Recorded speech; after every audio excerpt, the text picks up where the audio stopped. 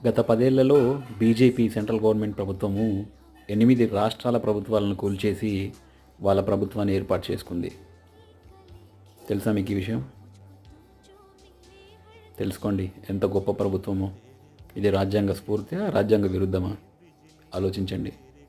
అరుణాచల్ ప్రదేశ్ నుంచి గోవా, తర్వాత మహారాష్ట్ర నుంచి బీహార్ వరకు అన్ని రాష్ట్రాలను ఒక కుళ్ళు, కుతంత్రము, కుటిల బుద్ధితో ఈ ప్రభుత్వాలన్నీ బీజేపీ ప్రభుత్వాలుగా మారిపోయాయి.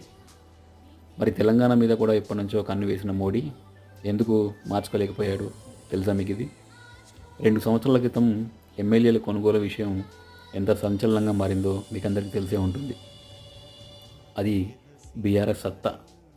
ఆ రకంగా వాళ్ళ చేయబోయే కుటిల ప్రయత్నాన్ని బీఆర్ఎస్, అప్పుడు టీఆర్ఎస్గా ఉన్న బీఆర్ఎస్ అడ్డుకుని బుద్ధి